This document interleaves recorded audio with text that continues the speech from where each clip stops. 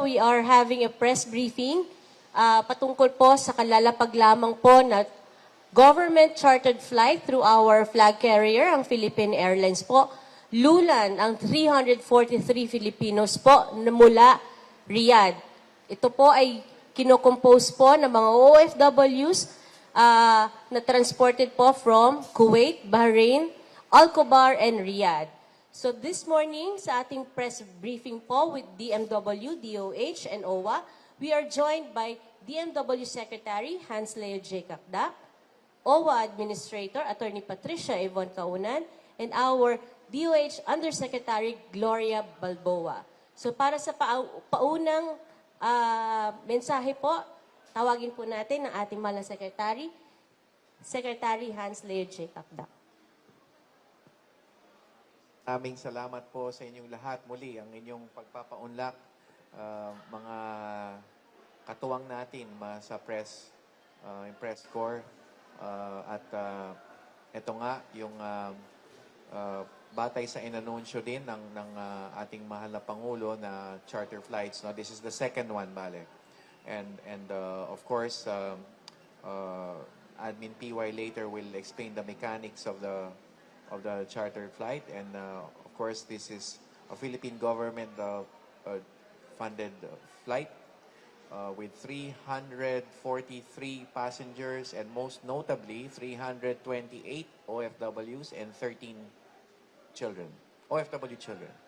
And this of course is under the auspices of the Overseas Workers Welfare Administration Emergency Fund, and again we will just have USEC Admin PY explain the details later.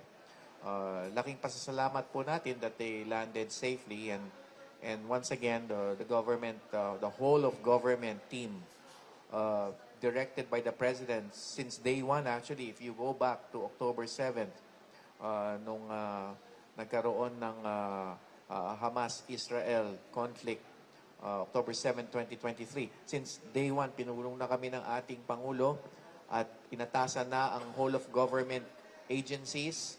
So, DMW, OWA, DOH, DSWD, TESDA, DOTR, DFA, mobilized para sa kapakanan ng ating mga mahal na returning OFWs. Kaya nandito si Undersecretary Global, Undersecretary Global BOA ng OWA, ng DPWA, DOH to represent SecTed Herbosa. And then of course, ang Angels in Red, nasa sa loob, kasama namin pa rin yung team ni Sec Rex Gatchalian sa DSWD. So patuloy lang yung effort na ito, and I hope you appreciate the many areas in which we move. There are a lot of, when it comes to emergency responses ng DMW OWA, there are a lot of moving parts, no? So one would be yung, since day one, kami ni Admin PY, yung mga stranded OFWs hindi makaalis dito, o kaya stranded dun sa transit hubs all around the world, Hong Kong, Singapore, Kuala Lumpur, umabot pa nga ng Africa.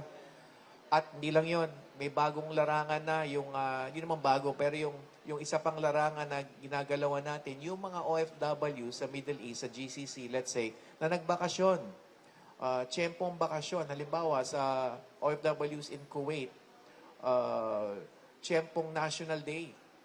So they took that opportunity to take a vacation around the time pumutok itong currency galot natin noong Feb 28. So Azerbaijan, Georgia, Armenia, in many parts of the world, meron pa rin kaming tinutulungan in partnership with the DFA ko. Sectes Lazaro, I need to mention, and her ambassadors on the ground.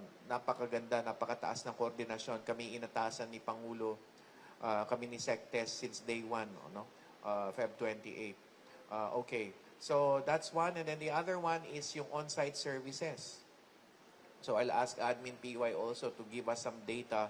Patang inulat natin nung as of nung uling House hearing nung March 11 ay 4,800 yung inulat natin na tulungan ng on-site services. By that I mean basic services, yung mga nangailangan ng pagkain o tubig o ano pang pangangailangan, mga OFW sa mga saklolo.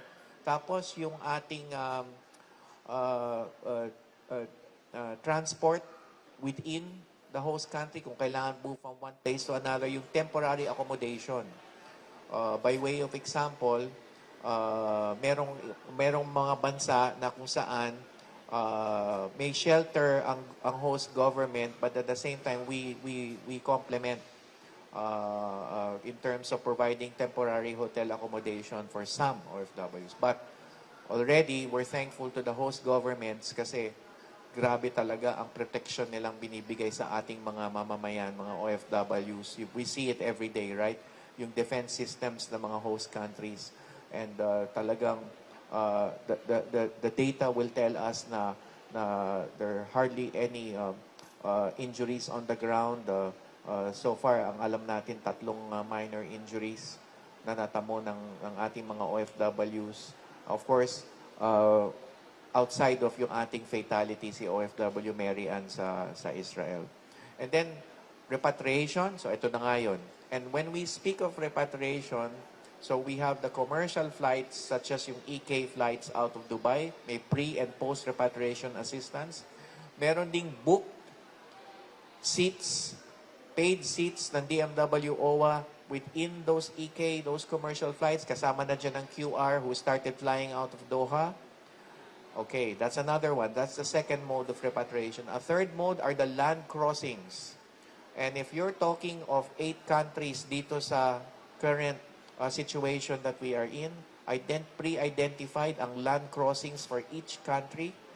Admin PY and I have sent our teams pre-positioned to the areas surrounding these 8 countries kung saan may sasalubong pag may tumawid. So we're thankful also to the countries na kung saan tumatawid yung ating mga OFWs. And then lastly, sa repatriation, itong chartering. So this is the second effort. Yesterday, the first one arrived. And today, a bigger number of OFWs in this particular charter. And then, sa reintegration, ayan na, yung National Reintegration Network na itinalaga ng Pangulo 2 years ago, ay nandiyan dyan na, nagpupulong kami with DTI, Sec. Chris Roque, nagpulong lang kami ng isang araw. Secretary sa Department of Tourism, Secretary Kiko Laurel sa Agriculture. So, lahat kami are a reintegration network. Kasama na dyan ang DOLE, kung saan magpapa-job fair din tayo, local and overseas jobs sa mga nanunumbalik na kailangan magkaroon ng bagong trabaho. Meron ding livelihood, yung nabanggit ko nga, DTI, DOT, DA. And then yung TESDA, DG Kiko Benitez, sa pagpupulong ng reskilling and retooling. So, in a nutshell, binanggit ko lang uli yan. Nabanggit ko na yan before, but it's always good to reiterate the framework of protection and assistance which the President has ordained for us to do since day one. So, maraming salamat po. At ngayon po, tawagin po natin ang ating OWA Administrator, Patricia Yvonne Kaunan po. Maraming salamat po. Magandang umaga po sa mga kaibigan natin sa media, mga kasamahan po natin sa gobyerno. Magandang umaga po. Maganda talaga ang umaga. Pangalawang chartered flight mula sa pamahalaan. At ngayong araw na ito, aabot na ng nasa 1,000, 1,000 ang naiuwi ng pamahalaan. Ibig sabihin po, combination ito ng chartered flights. 2 na po. Kahapon po, lula ng ating mahal na kalihim, Hans Leo J. Kakdak mula United Arab Emirates. Ngayon naman po ay galing po ito sa Saudi Arabia at ang tangsakay po ay mga kababayan po natin na itinawid mula Bahrain, nagkaroon po ng land crossing at mga kababayan po natin sa Al-Khobar and sa Riyadh. Bago pa po kung ano-anong balita ang lumabas, ako na ho magsasabi, ang mga kababayan po natin mostly ay mga distressed OFWs galing po sa mga bahay kalinga ng ating pamahalaan. So kaya po nandiyan ang DSWD at ang DOH din dahil po yung mga kababayan po natin na tinulungan ng pamahalaan. Even, yung iba po ay even before pa itong nangyaring kaguluhan sa gitnang silangan. Marami din po sa kanila ang nag-request ng repatriation dahil sa kaguluhang ito. So in other words po, ito po ay yung mga, marami rin po kami natanggap na hiling ng repatriation mula sa mga pamilya ng ating mga kababayan. Pangalawa, na chartered flight at sa bilin po ng ating Pangulo at sa direktiba po ng mahal na Secretary, hindi po to ang huling chartered flight. Pero sa announcement dun sa susunod na mga detalye, sa mga susunod na araw po, dahil yan po ay, sabi nga po ng ating Secretary, Sec Hans, hindi po yan basta lang sasakay yung mga tao sa eroplano. No? Meron pong, kaya po tinatawag na yung pinatawid, dahil po kailangan ng mga exit clearances or exit visa at transit visa. Hindi po kayo pwedeng pumasok sa Saudi Arabia nang walang visa. So ngayon, ang isa pang major announcement natin, 50 ng ating kababayan, unang batch po mula sa Kuwait ay naitawid na at nasa Riyadh na po at inaasahan natin na babalik po sa ating bansa in the next coming days. Ito po ang combination ng efforts ng ating pong one country team, ng DFA, DMW at OWA. Ang ginagawa po natin, as much as possible, kung makakakuha tayo ng commercial flights, no? Ibig sabihin, merong mga ticket tayong nakukuha. Katulad nung unang batch mula Qatar, ay kinukuha na natin. At naman kung katulad nito sa Saudi Arabia, na medyo tayo maraming kababayan na uuwi, dahil nga meron ding tinatawid mula Kuwait, mula Bahrain, at I think, Sec, meron din sa Qatar, no? Pag-aaralan din yung pagtawid ng iba nating kababayan sa Qatar. Ito po ay ginagawa at kaya po tayo naghahaing ng chartered flight. So again, 1,000 na po ang natulungan natin na makauwi. Meaning, para kompleto, mula pre-repatriation, pati repatriation ticket, pati post-repatriation. Sa post-repatriation, nakatoka po sa OWA ang domestic transportation. Ibig sabihin, pag-provide po ng flight tickets o kaya pamasahe sa land transportation dito po sa ating bansa. Kasama na po dyan ang necessary hotel accommodation kung ang flights po ng ating mga kababayan ay bukas pa o sa susunod na araw, depende po sa schedule ng mga airlines. Okay, kasama rin po, napaka-importante, ang tulong po sa reintegration at pinansyal na tulong. No? Kasama na po yan sa binibigay ng DMW at OWA. Special shoutout po sa ating po mga active OWA members na may dagdag po, no? Dahil yan po ay kahit hindi walang digmaan SEC, USEC, meron talagang programang nakalaan para po sa ating mga active members ng OWA. So meron pong dagdag pang tulong sa kanila na makukuha po nila pag nahatid na po natin sa kanila sa mga iba't ibang mga regions. Kompleto po ang tulong ng pamahalaan. Hindi lamang tulong pinansyal. No, nandiyan na rin po, mamaya po, i-discuss po ni USEC Global naman yung sa kalusugan.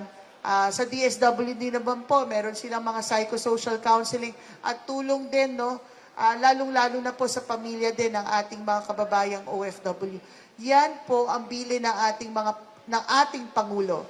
Siguraduhin na sila ay ligtas, iuwi ang ating mga kababayan na gusto umuwi at bigyan po sila ng serbisyo ng pamahalaan pagdating nila. So in the next coming days, what you can expect is katulad ng nakita nyo ngayong linggo, araw-araw na darating ang mga commercial flights at later on, magkakaroon ng anunsyo si Sec Hans patungkol sa susunod na chartered flight mula po sa gitnang silangan. Yun lang po muna at maraming salamat po. Maraming salamat po, Admin. Ngayon naman po, ang hihingan natin na mensahe ngayong umaga, Undersecretary Gloria Balboa of the Department of Health. Thank you po. Okay, magandang umaga po sa inyong lahat. Yes, kasama po ang DMW, OWA, and then ibang ahensya.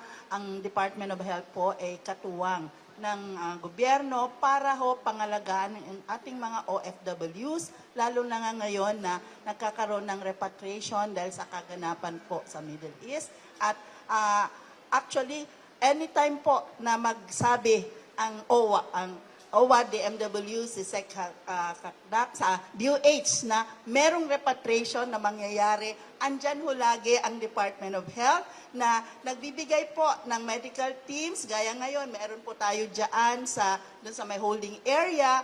And then, hindi lang ho dyan, yung mga nadiretso po sa Kalayan Hotel, andun din po, nagpadala kami ng teams. Kasi we want to make sure na sila ay, yung kanilang pangangailangang pangkalusugan ay maibigay. Kasi meron mga dumarating na merong emergency medical needs like tumaas ang presyon, masakit ang ulo, or kung anuman, mabibigay ka agad, may libreng gamot.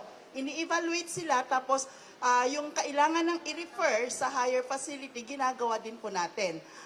Based on experience, meron din pong mga dumarating na may mga dala ng medical abstract. Kasi na-examine na doon sa pinanggalingan nilang bansa. So meron na lang continuing treatment na kailangan dito. Meron pa nga mga iba, may kailangan na maoperahan. Kailangan ng further diagnostic procedures, i-refer po natin sila kung saan yung appropriate health facility at kung taga saan sila.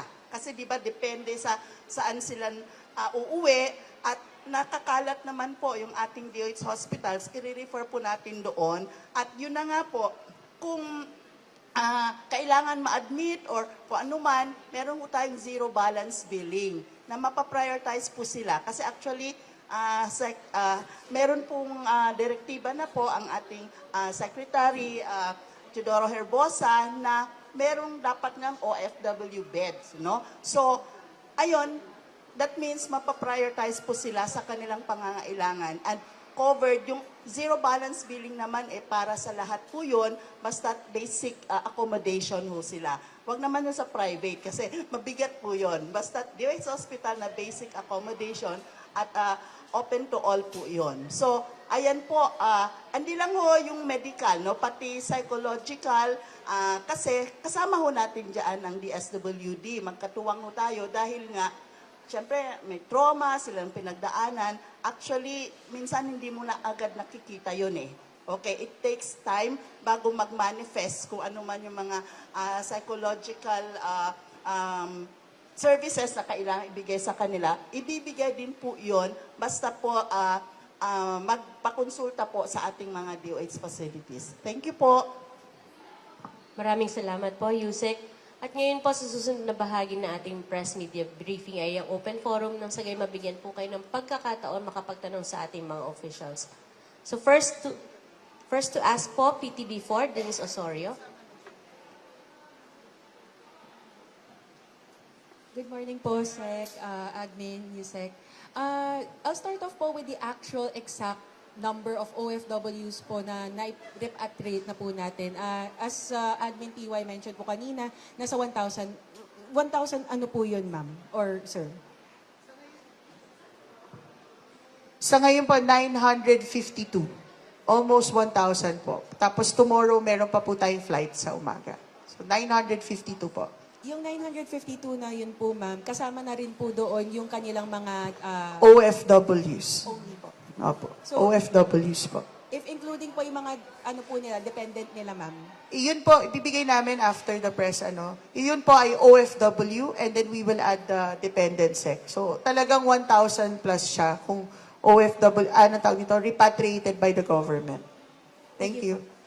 Tapos po, Yusek, sorry po, ano po yung pinaka number 1 na nakikita po nating trauma case po or possible trauma case sa ating mga OFW, pati na rin po sa kanilang pamilya? Pa-elaborate na lang po, ma'am. Okay, when you say trauma case, ito yung based dun sa stress na naranasan nila, no? Well, kahapon meron kami isang nakita na kailangan talagang very evident na kailangang mabigyan ng counseling and then proper psychological and mental care. So, yun po ay na-refer na po natin. Pero as I've said nga, meron yung mga hindi kaagad nagmamanifest eh. So, kailangan lang ng konting counseling, ayun, para malaman. Pero meron lang namang mga iba na nakita namin na yung nga, may dala-dala na mga sort of test doon. At actually, kahapon, meron akong nakita, ako mismo nakakita, may sakit na cancer. Okay. At then, ngayon din, meron ho kasi kaming cancer access program services, no, na binibigay. So, ayun po, i-refer po namin sila doon sa ating facility na pwede silang kung kailang operasyon, maoperahan or further diagnostic procedures, mabigay ng libre po. Ayun, kasi malaki po yung priority ng DOH din na matulungan itong ating mga cancer patients kasi nga malaking gastusin ito. And kailangan tuloy-tuloy na tulong. So, yun, meron ding may pilay daw. So, we will refer to the appropriate health facility. Ma'am, pasensya na po. Balikan lang po natin yung mga trauma case po natin. Usually po, how long po does it take for it to be noticeable po? Okay, depende doon sa experience niya kasi. Kaya kailangan una muna meron tayong psychological first aid. Doon nalalaman kung merong evident or yung latent, kumbaga, no, later magmamanifest. So, doon po makikita kung saan siya dapat i-refer. Okay, meron kasi yung kailangan ng hindi lang counseling, meron ding gamot talaga, kailangan. Or meron yung kailangan talaga dalhin sa facility. So, depende dun sa evaluation, yung management na ibibigay. Thank you po. Sec Hans, I understand po that... sorry po. I understand po that these OFWs today, nanggaling po sila sa iba't ibang lugar, tapos po kinumpul-kumpul po sila sa Riyadh. Yes, that's right. Okay. Wala lang mapa eh. But just if there are about 8 countries, 5 countries in the GCC and 3 in the so-called Levant, Israel, Lebanon, and Jordan. So as I said, may identified exit points. In the case of UAE, there is an air out of dahil nag-ooperate na yung mga ilang eroplano doon, and then may land exit point din. In the case of Qatar, there is also a limited air exit point and there is a land exit point. And in the case of Kuwait, Qatar, Bahrain, there is Saudi. And so from Saudi, yung ginawa ni joint effort naman, of course, on the ground, DFA, MWO, OWA, yung team ni Admin PY, ay dinala sa Riyadh. So convergence is Riyadh. And we're thankful, of course, to the KSA authorities and for the host country authorities in all the countries that I mentioned. Again, I was in UAE yesterday at na-witness ko mismo how the UAE government protects our OFWs, our citizens. So, yeah, but that's the general idea. Of course, I can't go any further details now for security reasons. Sec, last na lang po from me. Sec, ano po yung estimated po natin or number of OFWs that we intend to repatriate po during this time? Not to mention yung augmentation team. So, in all those points of land exit, naka-pre-position yung augmentation teams namin ni Admin P around those areas para may sasalo. So, may teams that move them to the border in the host countries, and then may teams that also receive them together with, of course, yung DFA. So, sinasectest ang laking taas ng level ng coordination and partnership with SecTest. And your question is? Yung target po natin, yung estimated number of OFWs po na maiuuwi po natin through repatriation. Well, sa ngayon, we're working on more requests for repatriation. I won't venture into stating a number or figure for the target, no. But we help those as instructed by the President since day one to help those OFWs who wish to come home, who wish to be repatriated. Ito naman yung tagubilin ng Pangulo at alam naman natin in a continuing situation na walang alert level, walang voluntary repatriation mode alert level 3, walang mandatory repatriation alert level 4, meron pa rin mga Pilipinong gustong umuwi, right? They will have their own personal reasons. Maaring panahon na ng bakasyon, maaring plano talagang umuwi, at meron talagang gusto ng umuwi in light of the current situation. So it's a combination of all these factors. And hindi ako magbibigay ng specific estimate, but rest assured, we are helping those who wish to be continue, who have manifested and continue to wish to be repatriated. Next to ask question, IBC 13. Good morning po, Sec. Admin and Yusek. Kanina po may nakausap kami na parang isa siya sa tatlo na hindi kasama sa listahan pero they were able to go back here. Paano po yung naging process nun? You mean wala sa listahan? May isa po kaming nakausap kanina na ang sabi niya parang last passenger na lang daw po sila. Kasi merong mga na-offload because merong problem. So what we did, para sulit yung bayad natin sa charter flight, ang proseso niyan, merong initial list, di ba? Pero may nakaabang kaming 10 kasi dapat sa second charter sila. Gusto namin puno yung eroplano kasi para sulit yung bayad natin. So may nakaabang. Merong 3, bago ka kasi umexit ng Saudi, kailangan meron kang clear yung exit visa mo. Pag may hit ka, hindi ka pa sasakayin ng eroplano. Pero ang gusto namin, punuin yung eroplano. So yung dapat sa second charter, kumuha kami ng 10 na nakaabang, ready sila, at may 3 na offload. So 3 yung nakapasok. Ganon. So parang chance passenger.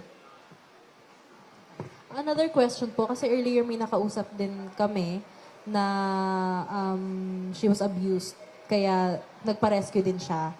Paano po yung gagawin nating tulong para sa kanya in terms of health and also kung makakasuhan ba yung employer niya na ng abuso sa kanya?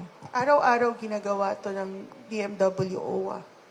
Yan yung regular naming ginagawa, no? So it starts from our operations sa MWO, Migrant Workers Office. Doon pa lang, no, nagkakaroon na ng proseso. Una muna doon sa as to the worker.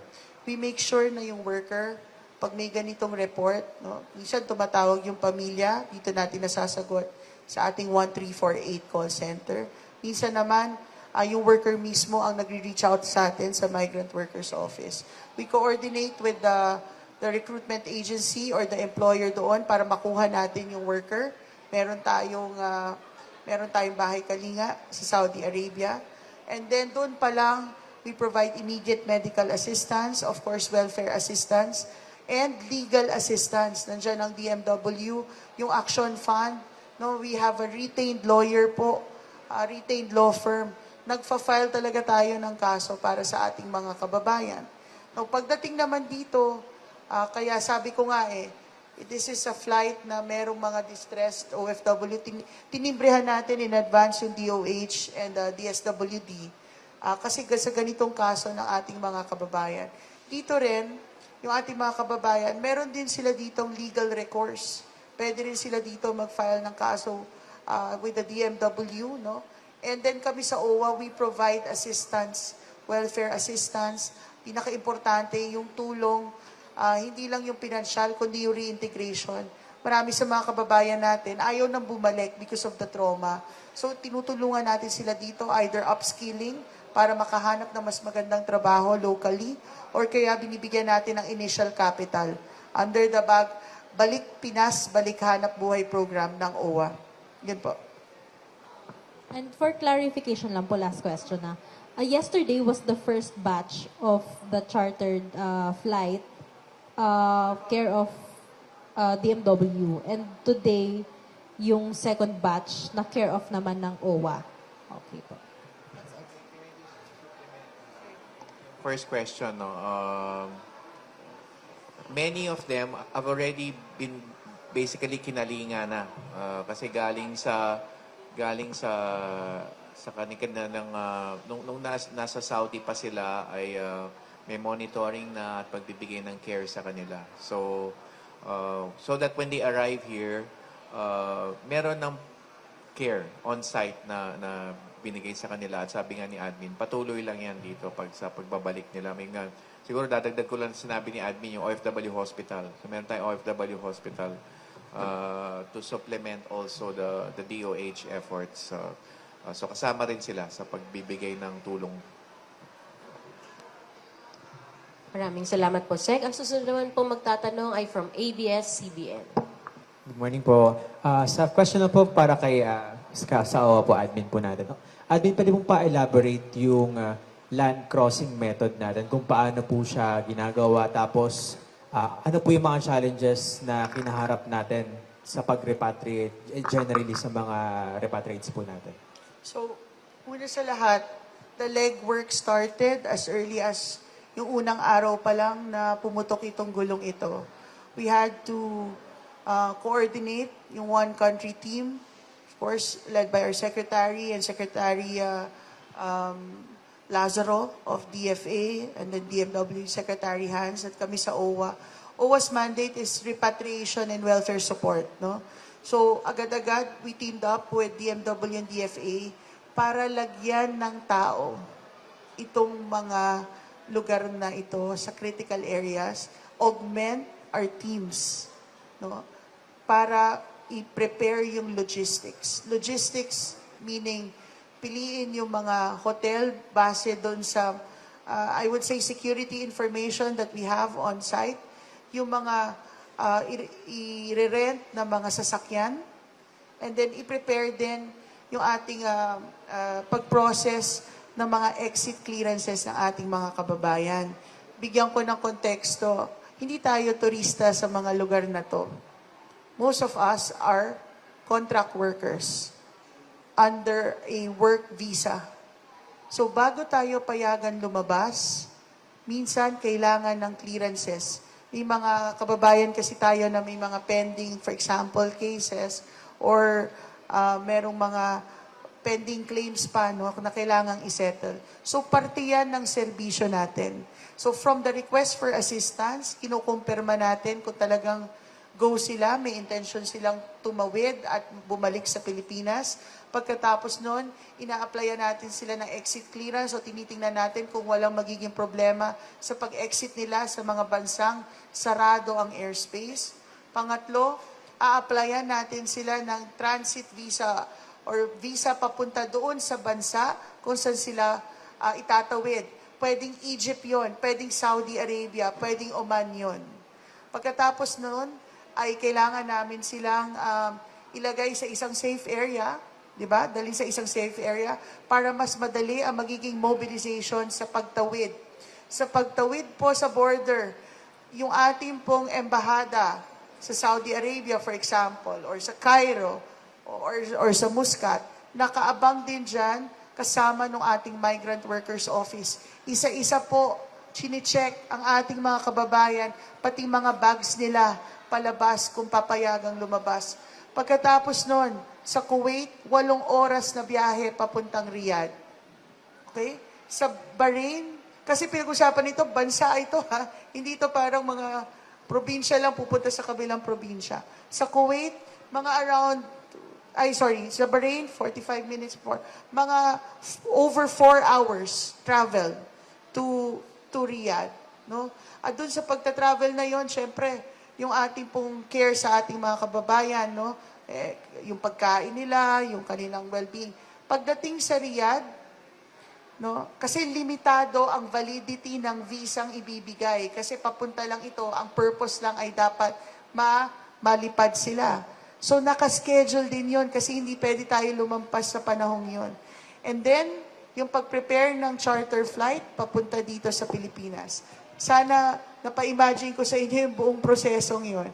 At habang nandoon sila sa Riyadh, which will be, I would say, between 12 to 24 hours lang sila doon sa Riyadh. Nandoon na yung mga welfare assistance natin, yung ating, of course, we provide the meals, tinitingnan natin, may psychosocial counseling na rin on site, at preparation for the flight here. Pagdating po dito, we had to group them into regions. Kasi yung sa Mindanao pupunta, we have to book the flights or arrange their travel to Mindanao. And they would require hotel accommodation, same with Visayas and some parts of Luzon. Iba't iba po may mga assistance. So this cannot be done by one agency alone. That's why we appear here as one government. Yan ang bilin ni Pangulo. So lahat-lahat ng yon, and this allow me to really thank lahat po rin ng mga nagsakripisyo ding mga kasamahan ko po sa gobyerno. I would say medyo at risk din sila because they're actually there dun sa mga critical areas. And nagpapasalamat po kami dito sa aming mga kasamahan na nagbibigay serbisyo po para sa ating OFWs at sa ating bayan. Maraming salamat po. Kasi clarify lang po natin. Yung binabanggit niyo po kanina dun sa whatever reason. So despite of the reasons po na na gusto po nilang banggitin, lahat po sila makakauwi po ano. Sa ganitong emergency responses, it's important to keep Filipinos out of harm's way. Yan, di ba? Naalala niyo yung press briefing ng ating Pangulo. Yan ang pangunahin niyang tagubilin or emphasis. The safety of Filipinos and kasama dyan, katuwang dyan yung effort ng host government. I mean, the host government will know how to protect the persons, the people in its own territory. So, yung desisyon ng isang Pilipino to stay is also mainly because nakatira siya sa isang lugar na highly protected siya ng host country. But at the same time, there is a decision that could be made na pwede na siya o gusto niya niyang umuwi. So pag na dumating sa punto na yon, yan na. Tutulungan na natin siyang ng makauwi. And as I said, there could be a variety of reasons and whether or not ang isang tao ay naipit dahil nasa biyahe siya in a transit area like Dubai or Doha at kailangan makauwi or galing na doon at gusto rin makauwi. They're all Filipinos needing to be repatriated at the end of the day. Kaya kailangan natin silang bigyan ng tulong. And yun ang pinaka-main objective natin dito sa crisis na ito. So, yung mga nauwi natin, yung mga naipit sa biyahe, stranded, nag-aantay, na-cancel ang flights at nag-aantay, yung mga nagnanais umuwi, ng kanilang mga pamilya, we all help them, no? Yung mga sinasakay natin sa mga chartered flights and binibigyan natin ng mga plane tickets. Sec, mga ilang batch pa po kaya tayo na naka-prepare for the chartered flights? Well, meron pa mga nakaabang na succeeding flights, so there will just be an appropriate announcement for each, no? But rest assured, there will be chartered flights to be mounted. So we will announce as they come along. Thank you po, thank you po. Next to ask question po, GMA7. Okay na po? Okay. From Abante. Magandang umaga po, Admin, Sec, Yusek, Lian Bustillos po, Abante Radyo. Sir, kanina po may madalas po na pag-uusapan po namin kanina ng mga umuwing OFW natin na hindi na nga sila babalik dahil nga po distress sila at matindi nga yung nangyayaring gera ngayon sa gitnang silangan. Pero eto po, meron po tayong ibang nakausap na OFW na hoping pa rin sana na after sana nung gera ay makabalik rin sana sa Middle East. Siyempre, yung difference nga ng currency. Meron po ba tayong mga nakahandang, yung pamahalaan, may mga nakahanda ba tayong programa para sa mga OFW na ito na babalik sa panahon na mawala na po, tumigil yung gera? Yung una, dalawang klase kasi yan. Una, yung may mga existing jobs pa at gustong bumalik sa kanilang pinanggalingan. Maganda ang pagpapaalam, maayos, no? Kaya't yung binabanggit ni admin kanina para pagpo-process ng pagpapauwi, kasama yan sa pinaprocess bago umuwi. O mahusay ba ang iyong pagpapaalam, meron ka bang valid employment visa, at kung wala, kung undocumented, ay proseso pa sa host country para maayos ang pag-exit. Okay. Sa isang taong umuwi na may valid employment visa pa siya, in general, merong ilang panahon pa yan, usually 6 months bago makapanumbalik. So okay pa siya. Maayos ang pagpapaalam at meron pa siyang babalikan na trabaho. Kasi tandaan natin, hindi naman dahil sa may lamat sa ugnayan o relasyon between employer-employee, kaya siya nauwi, di ba? Dahil ito sa external circumstances beyond the control of both the employer and the employee. So meron siyang babalikan na trabaho and then meron siyang isasagawa na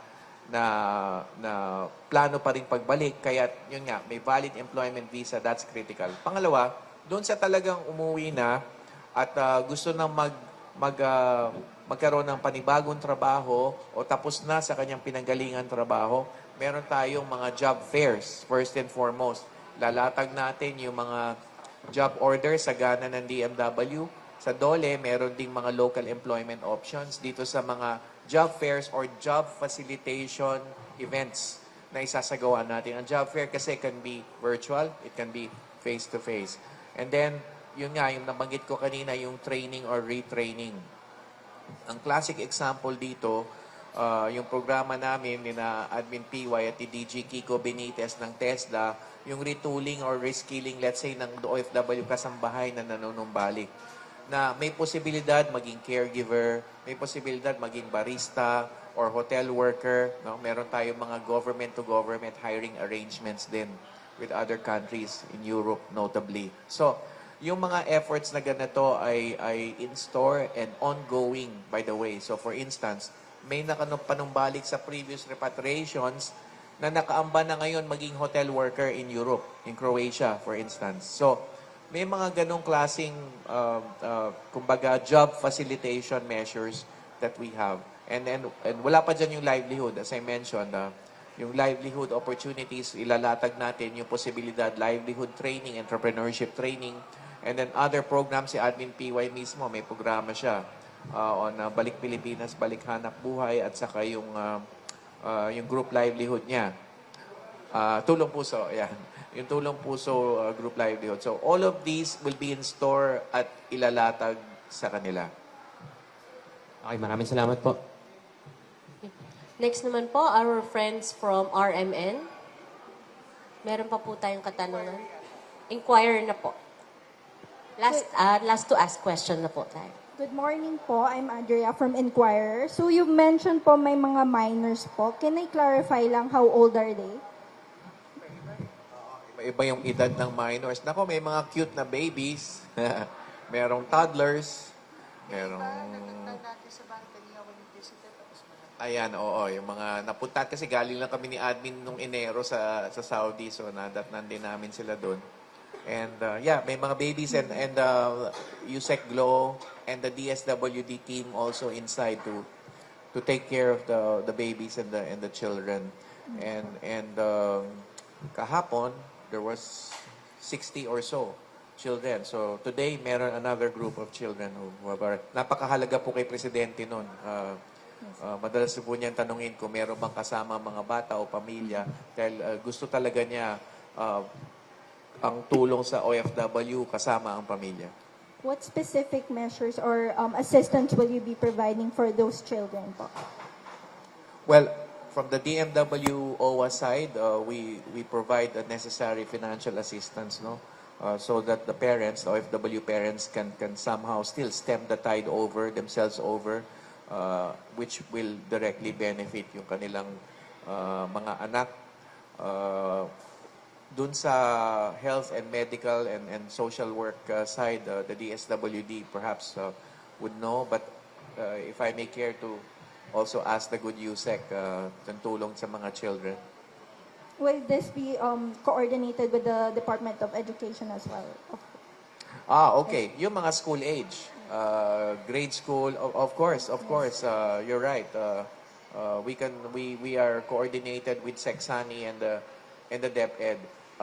Pero kasi meron pa talagang mga little ones. Talagang, yung iba nga, halos bagong kapanganak, buwan pa lang. Yung isang kahapon na kakalakad lang nung bata, palakad-lakad yung baby ka. She just learned how to walk. So, ganun kabata yung mga iba, or should I say, maraming dumadating na mga OFW children. But if we give USEC Glow a chance to explain din yung pediatric service nila. Okay. Yes, kasama naman po yung mga bata na ina-assess din baka may medical needs. Okay. And then at the same time, kasi meron tayong programa sa DOH na first 1,000 days.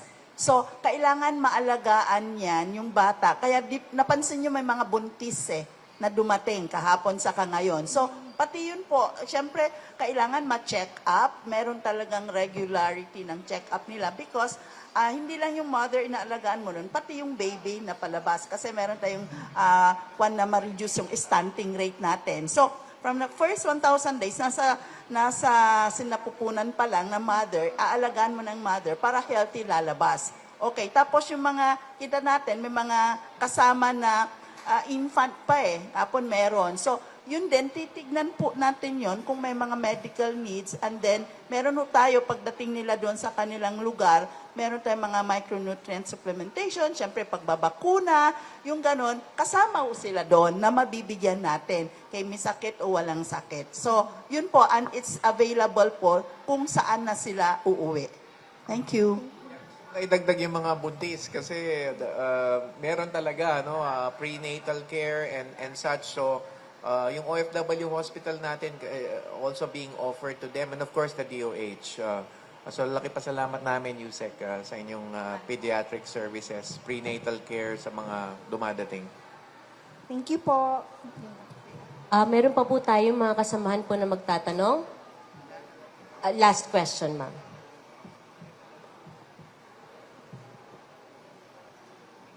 Sek, naalala ko lang po, kanina po sinabi niyo po na 3 po yung ating naitalang injured. Pero po nung nakaraan po, 2 pa lang po sila. So, ito pong pangatlo po nating injured. Ano po yung injured Yeah, po? also in the UAE, I learned about this nung nandun ako. But still, minor injuries, relatively minor injuries na tamo nung kababayan natin sa UAE. So far, we have 2 UAE and 1 in Kuwait.